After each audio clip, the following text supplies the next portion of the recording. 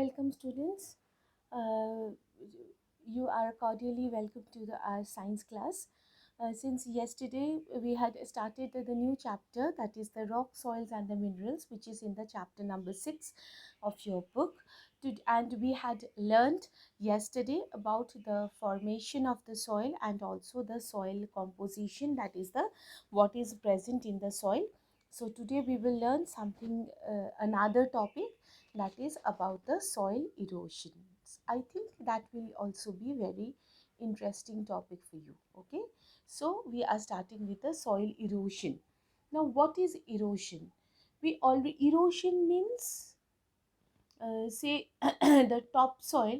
Erosion, topsoil is a very loose and soft. This is the nature of the soil. If you see the topsoil portion, it is much more uh, loose and very soft. So it is exposed to the natural forces. What do you mean by natural forces? Like rain, like storm, like high over wind, flood. This can be known as natural forces. So the topsoils being loose and very soft, they are washed away by this or swept away by these natural forces. So this process, that is the process of carrying or wearing of the topsoil due to natural forces, is known as the soil erosion. You can see these are the soil layer, topsoil layer, which are barren without any field cover. So they are exposed very much with the wind current and the water current and the flood water, and they are swept away. So this process here in the picture also, you can see how the topsoil is uh, eroding gradually with by the action of the wind or action of air.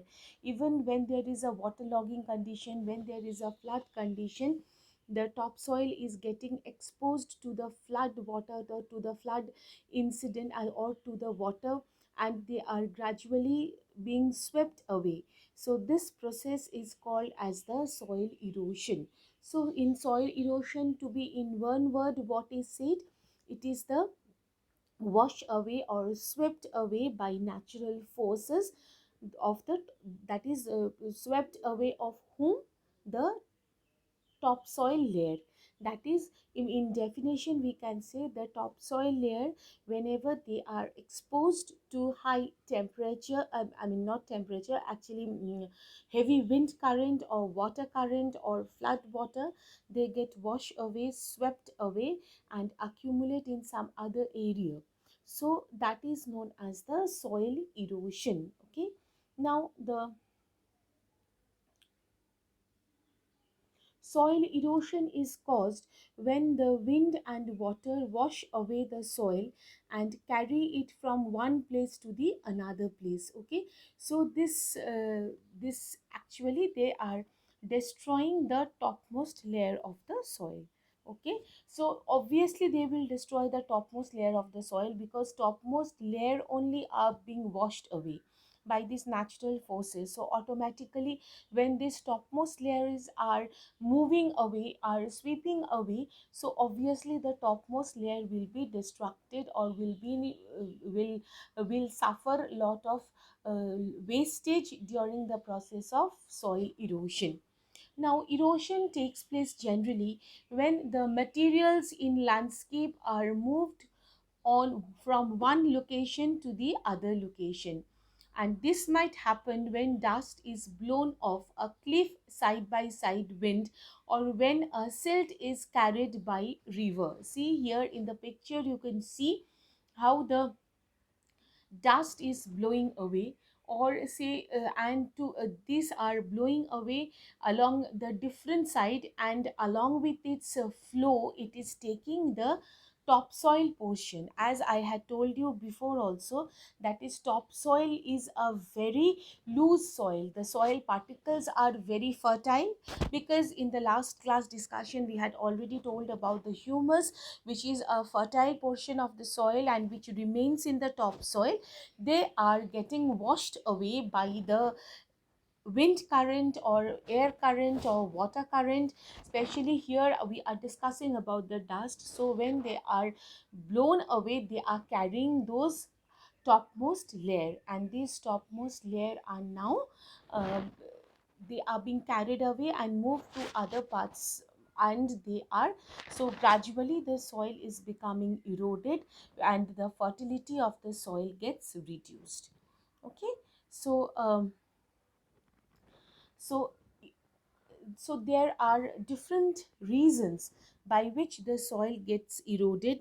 So we can say that soil is gets eroded by wind, that is this you can see very well if you would have seen a sandstorm on a hot summer day, especially when you are in the area where there is a huge amount of sandy soil. And this as also can see the you can also feel the heavy storm which is carrying the dust by the wind. So along with the carrying of the wind or the say dust or the sand, they are carrying the topsoil layers. Then erosion by water. So it can you must have seen the rainwater. The rainwater is falling onto the ground and paddle of the splashes can, along with the so along with the water, as the water is flowing away, it is carrying the topmost layer or the soil layer. So due to the sandstorm, where you can see the picture, due to the sandstorm, due to the dust, or due to the wind current, the topsoil portion is getting eroded away and they are suffering the erosion. Okay, so definitely the soil erosion is a very bad phenomenon in a way. The main effect of the soil erosion is it is affecting the fertility of the soil. Why it is affecting the fertility of the soil? Because the topsoil portion are getting eroded away and the fertility factor, the soil's fertility factor is remaining in the topsoil. The strongest force in erosion is water. So the ability of the water or to move material from one place to the another place, along with the fact that it is found everywhere along the surface of the earth, makes it the main cause of erosion. So what is that? The strongest force is the water. Now, water can move the material from one place to the other, along with the fact that, and and it's a very important fact is that water can found everywhere. Maybe you cannot found sand everywhere, maybe you cannot found dust everywhere, but water can be found everywhere wherever there is earth. And water has the ability to move with all other materials along with it. So water is the main cause or the main factor which is causing the erosion. Okay, so in the earth water is essential, at the same time water is the prime factor which is causing the soil erosion. Okay, so and it shows that the water carries a lot of soil as it flows into the space. Even you can see in the rivers, they are carrying lot of soil along with it. So the river water in most of the cases you can see it's turbid, and in the hilly areas wherever you can see the clear water, there the loose soil particle is less, because in hill most of the time we get the soil particle which is covered with the rock particles. Okay, so as the water is there, so it is carrying away the soil from the place and carries it away whatever. So whenever the river is moving, or maybe a rainwater is moving, they are carrying all the soil particles along with it. And whatever deposits in the hills, that also is being carried away by the water from hills to the plains. So we can see water has got maximum potential, the river it has got maximum potentiality to carry the water soil particle along with it. So we say that water has got maximum potentiality for the to cause the erosion. Okay, so a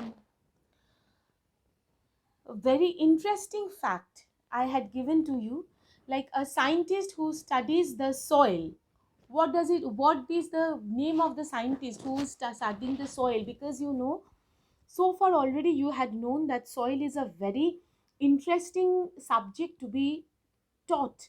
And soil, so the scientists, there are some scientists which are dealing with the soil, and these scientists are called pedologists, okay, which deals with the soil.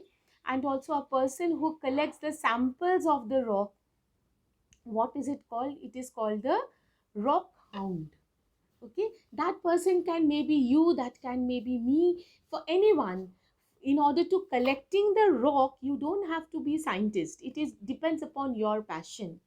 Many of in many places you can see many person who has got special inclination of the soil, about rock, so they keep on collecting, so they are called the rock hound.